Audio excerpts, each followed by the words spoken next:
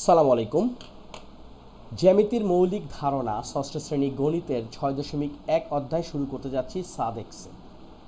এই অধ্যায়টি খুবই গুরুত্বপূর্ণ, কারণ প্রাথমিক ধারণা না ছাড়া আমরা জ্যামিতিতে ভালো করতে পারবো না। তো এই অধ্যায়টা করতে গেলে অবশ্যই মনোযোগ সহকারে ভিডিওটি দেখব, চেষ্টা করব এই পর্বতেই সবগুলো অঙ্ক করার জন্য। তো তোমরা মনোযোগ সহকারে দেখতে থাকো এবং চ্যানেলটিকে অবশ্যই সাবস্ক্রাইব করবে, যাতে পরবর্তী ভিডিওগুলো তোমরা দ্রুত পেয়ে যাও। তাহলে চলো শুরু করি। প্রথম প্রশ্ন, নিচের ছবিটি লক্ষ্য করো এবং প্রশ্নগুলোর উত্তর দাও। প্রথম প্রশ্ন, উপরের তিনটি বিন্দু দিয়ে কয়টি ভিন্ন রেখাংশের নাম করা যায়, নামগুলো উল্লেখ করো। এখানে একটা জিনিস খেয়াল করো, প্রথম প্রশ্নতে লেখা আছে কয়টি ভিন্ন রেখাংশ, তারপরের প্রশ্নে লেখা আছে কয়টি ভিন্ন রেখা, এবং তারপরের প্রশ্নে লেখা আছে কয়টি রশ্মি নাম করা যায়। অর্থাৎ এখানে তিনটা গুরুত্বপূর্ণ কথা আমরা আজকে শিখব। একটা হচ্ছে রেখাংশ, রেখা এবং রশ্মি। প্রথম কথা হচ্ছে রেখা বা লাইন কি। রেখা হলো এক ধরনের সোজা চিহ্ন, সোজা জাস্ট হচ্ছে কি এরকম, যার শুরু এবং শেষ নেই। এটি দুই দিকে অসীমভাবে বিস্তৃত, অর্থাৎ এই যে গেল এভাবেও শেষ নাই, ডান দিকেও চলতে থাকবে বা বাঁ দিকেও চলতে থাকবে, এটা হচ্ছে রেখা। আর রেখাংশ কথাটা কিন্তু আমরা সহজেই বুঝতে পারছি, রেখার যে একটা অংশ সেটা হচ্ছে রেখাংশ। আমরা যদি এভাবে বলি, রেখাংশের ইংরেজি শব্দ হচ্ছে লাইন সেগমেন্ট। রেখাংশ হলো রেখার একটি নির্দিষ্ট অংশ যার শুরু ও শেষ দুটি নির্দিষ্ট, এর দুটি প্রান্ত বিন্দু আছে। যেমন ধরো এই হচ্ছে আমাদের রেখা, এখন এখানে একটা বিন্দু আছে, এখানে একটা বিন্দু আছে, সুতরাং এই যে দুটা বিন্দু এটাই কিন্তু হচ্ছে রেখাংশ। ওকে, আচ্ছা, পরের প্রশ্নটা কি, রশ্মি বা রে। রশ্মি হলো এমন একটি রেখা যার একটি শুরু বিন্দু আছে কিন্তু অপর প্রান্ত বিন্দু অসীম চলতে থাকে। যেমন ধরো এই যে এ একটা বিন্দু আর এদিকে বি হচ্ছে অসীমভাবে চলতে থাকলো। তো এখন এই সংজ্ঞাগুলো আমরা কেন জানলাম, কারণ এই যে আমরা এখন প্রশ্নের যে সমাধানটা করব, এই সমাধানে কিন্তু আমাদের কাজে লাগবে। তো চলো আমরা ধাপে ধাপে কাজটা করে ফেলি। প্রথম প্রশ্নটা কি, উপরের তিনটি বিন্দু দিয়ে কয়টি ভিন্ন রেখাংশের নাম করা যায়। যেহেতু রেখাংশ হচ্ছে রেখার একটি অংশ, তার মানে কি নির্দিষ্ট, সুতরাং আমরা এখানে এটাকে লিখতে পারি উপরের তিনটি বিন্দু থেকে আমরা ভিন্ন তিনটি রেখাংশের নাম করা যায়। উত্তর একের ক, তিনটি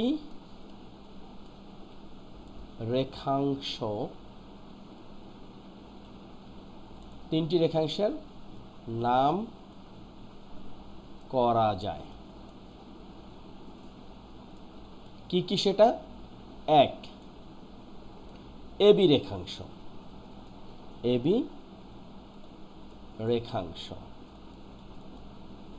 এই যে এইটা এবং এইটা যেটা হচ্ছে নির্দিষ্ট। দুই নাম্বার হচ্ছে বিসি রেখাংশ। ওকে, তিন নাম্বার হচ্ছে এই পুরোটা এ আর সি, এই পুরোটাই একটা রেখাংশ। ওকে, তাহলে প্রথম প্রশ্নের উত্তর আমাদের ডান। এরপরের প্রশ্নটা কি, উপরের তিনটি বিন্দু দিয়ে কয়টি ভিন্ন রেখার নাম করা যায়। রেখা কি, রেখা হচ্ছে কোনো নির্দিষ্ট নয়, অসীমভাবে চলতে থাকবে দুই দিকেই।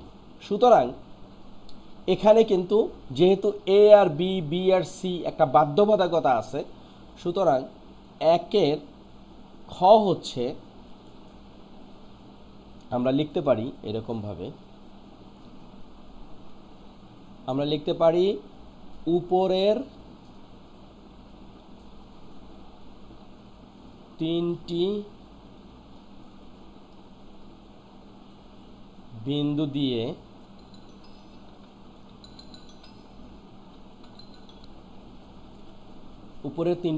দিয়ে একটি রেখা অঙ্কন করা যায়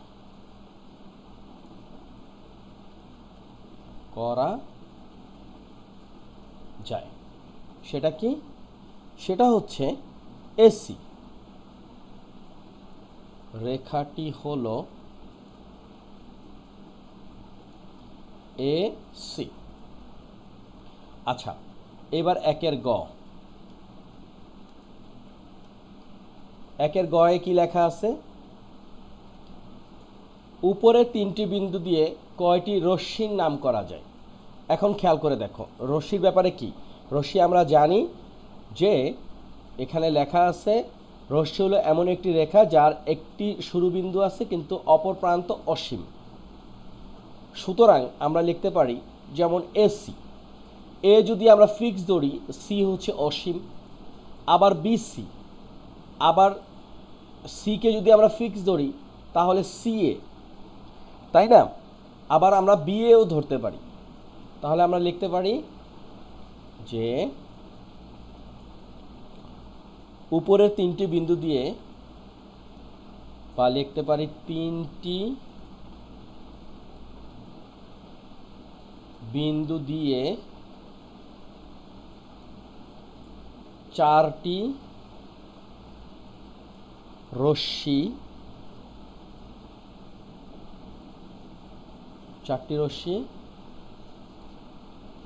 নাম করা যায়। কি কি সেটা? 1 নাম্বার হচ্ছে এসি, 2 নাম্বার হচ্ছে বিসি, 3 নাম্বার হচ্ছে বিএ, আর 4 নাম্বার হচ্ছে সিএ। খেয়াল করো, এই হচ্ছে আমাদের রেখা। এখন এই হচ্ছে আমাদের এ, এই হচ্ছে আমাদের বি, এই হচ্ছে আমাদের সি। তো আমরা যখন একে কল্পনা করব তখন কিন্তু আমরা প্রথমেই যেটা করতে পারি যে এই এসি হিসাব করতে পারি। আবার বি চিন্তা করলে বিসি চিন্তা করতে পারি। আবার সি চিন্তা করলে সিবি চিন্তা করতে পারি, বা সিবি আবার কিন্তু আমরা চিন্তা করতে পারবো না। কারণ কি? সি নির্দিষ্ট, বিও নির্দিষ্ট, কারণ বি এর পরে এ আছে। কিন্তু আমরা সি এ কিন্তু কল্পনা করতে পারি, সি নির্দিষ্ট, এ উন্মুক্ত। ওকে, তো এইরকমভাবে আমরা 4টা রশ্মি অঙ্কন করতে পারি। আচ্ছা, শেষ প্রশ্ন একের, এ বি, বিসি, এসি রেখাংশগুলোর মধ্যে একটি সম্পর্ক উল্লেখ করো। তো এটা উত্তরটা এখানেই লিখি।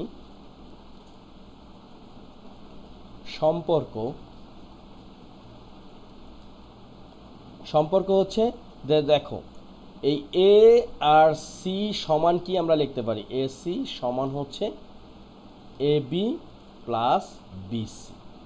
এই হচ্ছে আমাদের সম্পর্ক। ওকে, তো 1 নম্বর প্রশ্নের উত্তর ডান। খুব সহজেই আমরা করে ফেললাম। আমাদের 1 ডান। এখন আমরা 2 নম্বর অঙ্কটি করি। প্রশ্ন 2, নিচের চিত্রটি লক্ষ্য করো। চিত্রে আমরা দেখতে পাচ্ছি এ বি সি ডি দুটি সমান্তরাল সরল রেখা।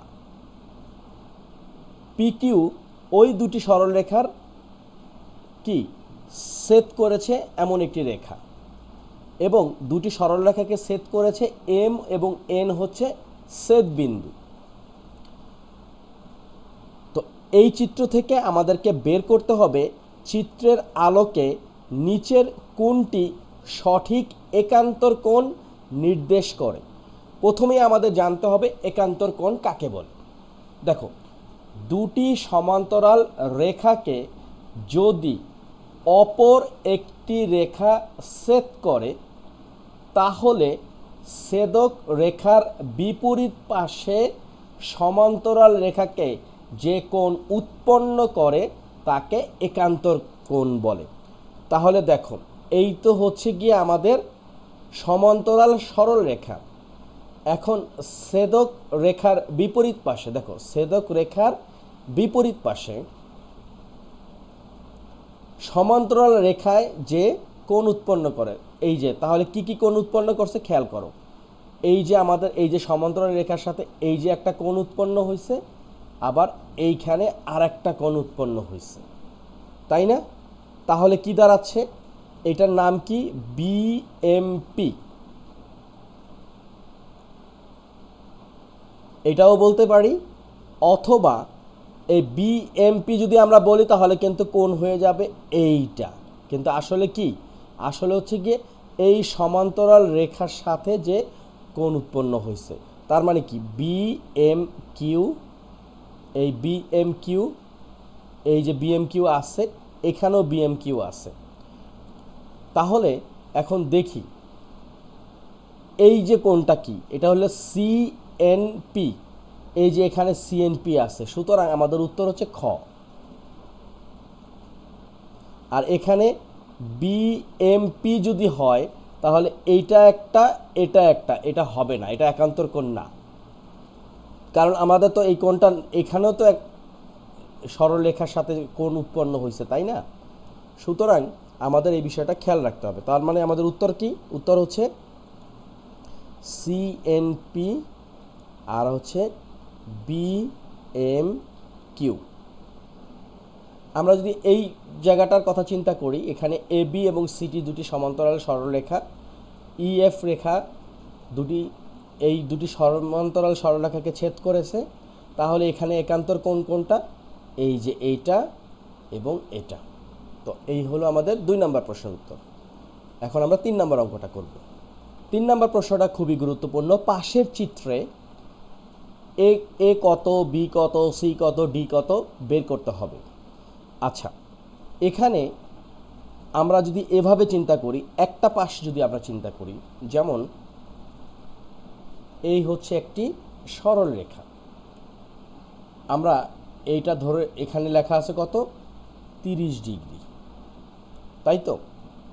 আবার এইখানে এইটা এ কোণ লেখা আছে, আর এটা হচ্ছে বি কোণ। তো প্রথম কথা হচ্ছে, এই যে একটা সরল রেখা দেওয়া আছে, আমরা জানি যে সরল রেখা সমান হচ্ছে 180 ডিগ্রি, তাই তো? তাহলে আমরা এভাবে লিখতে পারি, চিত্র হতে এই যে বি, অর্থাৎ এ প্লাস বি প্লাস 30 ডিগ্রি, এ প্লাস বি প্লাস এই কোণটা 30 ডিগ্রি দেওয়া আছে, সমান কত? 180 ডিগ্রি, তাই তো? আমরা জানি যে সরল কোণ সমান হচ্ছে 180 ডিগ্রি। আমরা একটু সাইড নোট লিখি, সরল কোণ সমান 180 ডিগ্রি। এখন এ কোণ প্লাস এই যে বি যে কোণটা দেওয়া আছে, আমরা জানি যে বিপরীত কোণগুলো সবসময় সমান হয়। তো কিভাবে বিপরীত কোণ? এই হচ্ছে বি, ঠিক তার উল্টা দিকেও কিন্তু এইভাবে চিত্র দেওয়া আছে, এই যে এরকম এবং এরকম দেওয়া আছে। তো খেয়াল করো, এই বি এর বিপরীত কোণ এখানে দেওয়া আছে, এটা 30 ডিগ্রি। তার মানে এখানে হচ্ছে 30 ডিগ্রি প্লাস 30 ডিগ্রি প্লাস এখানে হচ্ছে 180 ডিগ্রি। বি সমান হচ্ছে 30, কারণ বিপরীত কোণ হচ্ছে, কারণ বিপরীত কোণ বা বিপরীত কোণ এখানে 30 ডিগ্রি দেয়া আছে। তাহলে আমরা কত পাচ্ছি? এ প্লাস 30 আর 30 60 সমান হচ্ছে 180, তাই তো? এরপরে কি? এ সমান হচ্ছে 180 ডিগ্রি বিয়োগ হচ্ছে 60 ডিগ্রি, এ সমান কত? 120 ডিগ্রি। তাহলে দেখো আমরা কি কি পাইলাম, এখানে এ পাইলাম হচ্ছে 120, এই বি পাইলাম 30, দেখো 30, 120 আর 30 যোগফল 180, রাইট? এখন অঙ্কটা খুব সহজ হয়ে গেল। কিভাবে? দেখো, তাহলে এ সমান 120 ডি সমানও 120, কারণ এ সমান ডি বিপ্রতীপ বলে।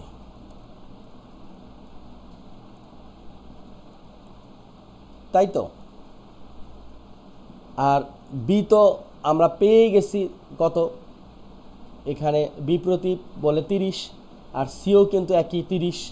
এই সি এর বিপ্রতীপ হচ্ছে কত, সি এর বিপ্রতীপ হচ্ছে 30, আর বি এর বিপ্রতীপ একটু আগে তো আমরা দেখতেই পাইলাম সেটা হচ্ছে 30। তাহলে আমরা এখন এখানে লিখতে পারি এ সমান 120, ডি সমান 120, বি সমান 30 ডিগ্রি, সি সমান 30 ডিগ্রি, কারণ বিপ্রতীপ কোণ বলে।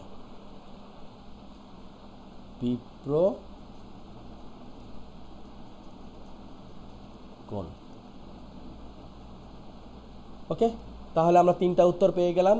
এ হচ্ছে 120 ডিগ্রি, বি হচ্ছে 30 ডিগ্রি, সি হচ্ছে 30 ডিগ্রি, আর ডি হচ্ছে 120 ডিগ্রি।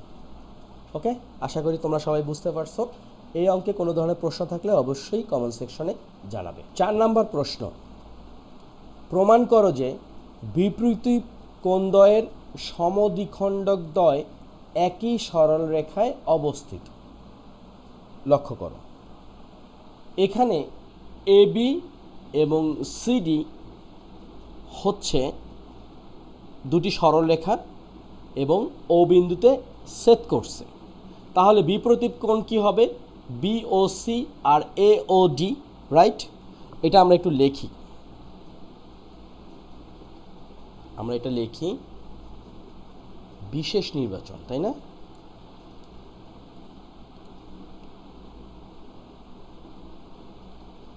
বিশেষ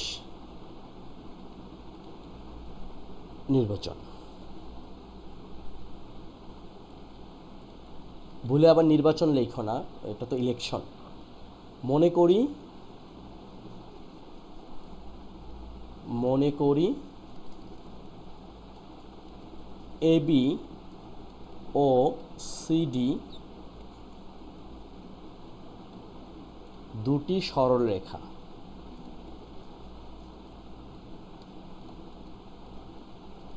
তাই তো? ও বিন্দু সরল রেখাদ্বয়কে ছেদ করেছে।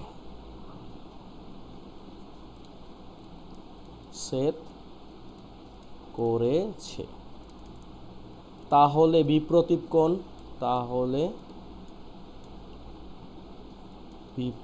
কোণ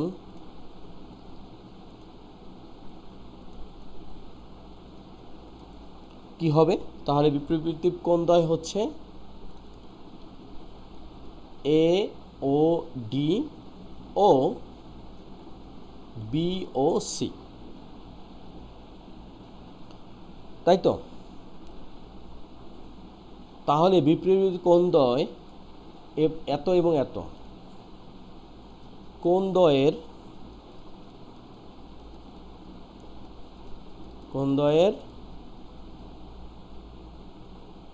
সমদ্বিখণ্ডক যথাক্রমে, এখানে কি বলছে, বিপরীত কোণদ্বয়ের সমদ্বিখণ্ডক একই সরলরেখা অবস্থিত। কোণদ্বয়ের সমদ্বিখণ্ডক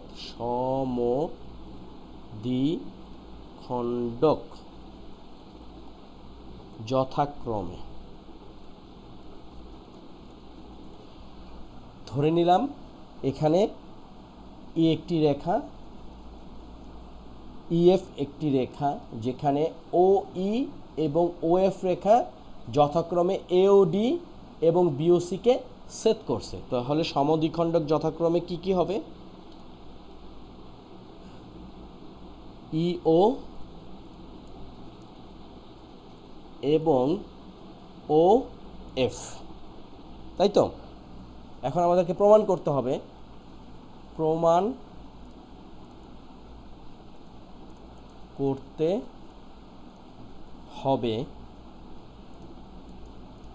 যে ইও ও এফ একই সরল রেখায় অবস্থিত। লক্ষ্য করো, আমরা যদিও দেখতে পাচ্ছি ই ও এফ সরল রেখাটি একই সরল রেখায় অবস্থিত, কিন্তু আমাদের এটা প্রমাণ করতে হবে। তাহলে শুরুতে আমরা কি কাজ করতে পারি? আমরা এভাবে লিখতে পারি, প্রমাণ। প্রমাণ যেহেতু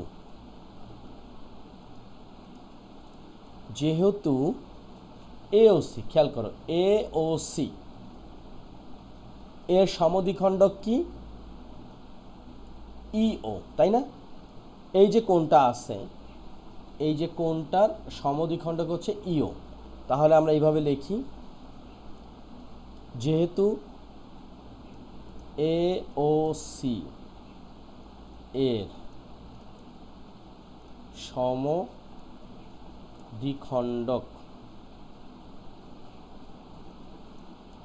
সমদ্বিখণ্ডক ইও, সেহেতু এ ও ই ইকুয়ালস টু সি ও ই। যেহেতু সমদ্বিখণ্ডক, সুতরাং এই কোণটা এবং এই কোণটা হলো সমান। আবার খেয়াল করে দেখো, এই পুরো কোণটা মিলেই কিন্তু এই দুইটা কোণ হয়েছে, তাই না? সুতরাং আমরা লিখতে পারি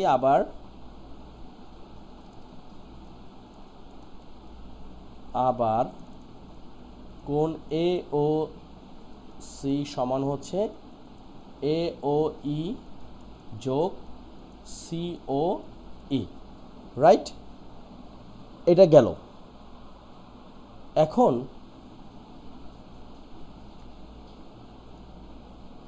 এখন একটা বিষয় লক্ষ্য করে দেখো, এই যে এ ও ই এবং সি ও ই এই দুইটা কিন্তু যেহেতু পরস্পর সমান কোণ, সুতরাং আমরা কিন্তু লিখতে পারি যে কোণ এ ও ই যোগ কোণ এ ও ই, যেহেতু এ ও ই কোণ সমান হচ্ছে সি ও ই। তাহলে এখানে কত আসলো? 2 এ ও ই। ব্যাপারটা হচ্ছে এরকম, এই হচ্ছে আমাদের কোণ, তাই তো? এই কোণটার মাঝখানে যদি আমি এখন সমদ্বিখণ্ডক করি, এই হচ্ছে আমাদের সমদ্বিখণ্ডক, তাহলে এই কোণ আর এই কোণ যোগফল সমান, তার মানে পুরোটা মিলে হচ্ছে এই কোণ দুইটা। তাহলে আমরা কি পাইলাম? এ ও সি সমান হচ্ছে 2 এ ও ই। একইভাবে যদি আমরা ডি ও বি কোণের কথা চিন্তা করি, অর্থাৎ এই পুরো কোণের কথা চিন্তা করি, তাহলে আমরা এই কোণ যোগ এই কোণ, আবার এই দুইটা যেহেতু একই, তার মানে এই দুইটা যোগ মানে 2 সমান হচ্ছে ডি ও বি কোণ। অনুরূপভাবে আমরা লিখতে পারি এইভাবে, যে অনুরূপভাবে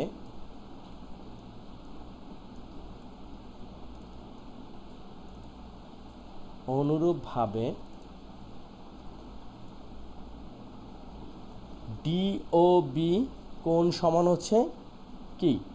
2 ও এফ, তাই না? আমরা যদি একটু বিশ্লেষণটা এখানে এইভাবে করি, লক্ষ্য করো যে ডি ও বি সমান কি? এই যে ডি ও বি সমান হচ্ছে ডি ও এফ আর বি ও এফ। আমরা লিখতে পারি ডি ও এফ যোগ বি ও এফ, তাই না? আবার দেখো, এই ডি ও এফ মানেই কিন্তু বি ও এফ যেহেতু সমান, তার মানে বি ও এফ যোগ বি ও এফ মানে 2 ও এফ। এইটাই আমরা ডাইরেক্ট লিখলাম অনুরূপভাবে। তাহলে আবার খেয়াল করে দেখো যে এওসি আর ডিওবি কিন্তু বিপ্রতীপ কোণ, তাই না? এওসি, এখন আমরা লিখতে পারি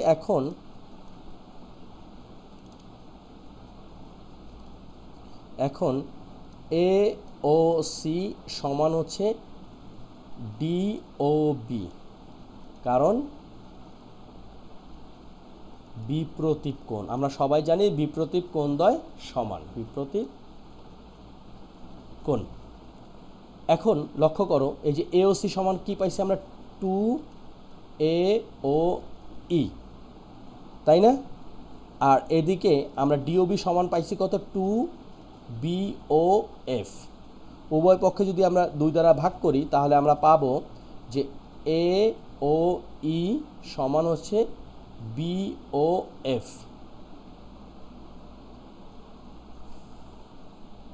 লক্ষ্য করে দেখো এই যে AOE আর হচ্ছে BOF, এই যে AOE আর BOF আমরা যদি এইভাবে আঁকি অঙ্কনটা, এই হচ্ছে আমাদের সরল রেখা, তাই না? এখন এখানে কি আছে, AOE আর BOF একই সরল রেখায় অবস্থিত। এখানে এই আর হচ্ছে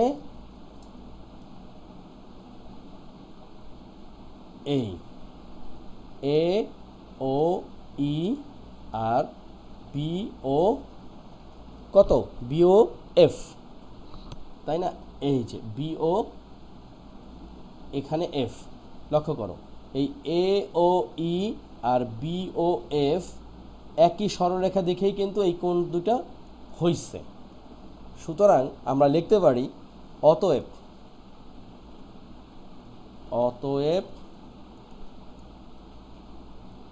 EO ও FO একই সরল রেখায় অবস্থিত।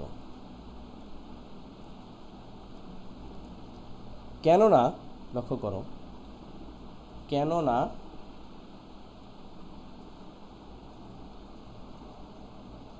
AOE ও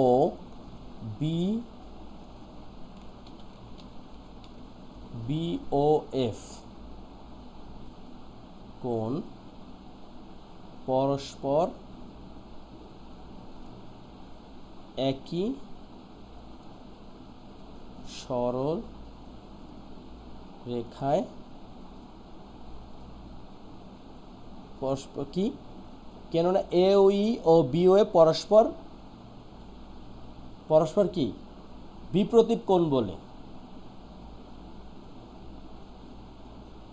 বিপ্রতীপ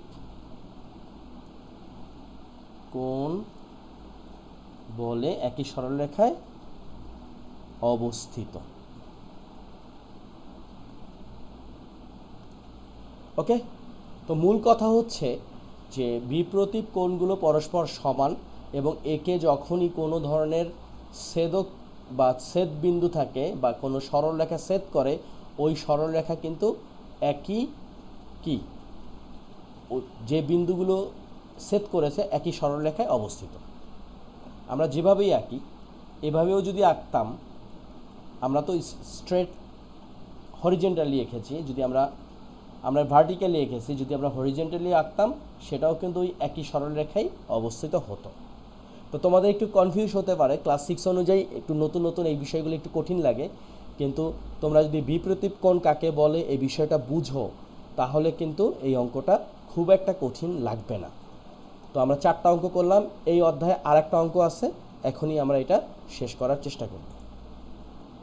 আজকের শেষ প্রশ্ন দেখো, এখানে আমরা একটি চিত্র দেখতে পাচ্ছি, যেই চিত্রে একটি সরল রেখা দেওয়া আছে, সেটা কি ধরে নিলাম এই যে একটা সরলরেখা A আর B, এরপরে একটি 90 ডিগ্রি কোণ আছে, সেটা হচ্ছে এই যে এটাও ধরতে পারি এটাও ধরতে পারি। তো আমরা জানি যে সরল কোণ বা সরল রেখা, সরল কোণ সমান হচ্ছে 180 ডিগ্রি। তো এই জায়গাতে মোট আমরা কয়টা কোণ দেখতে পাচ্ছি, দেখো 1টা 2টা 3টা এই 4টা, এই 4টা কোণের মান কিন্তু 180 ডিগ্রি। তো আমাদেরকে প্রমাণ করতে হবে x কোণ প্লাস ওয়াই কোণ সমান হচ্ছে 90 ডিগ্রি। তো এটা প্রমাণ করতে গেলে আমাদের যেটা করতে হবে, যে প্রমাণ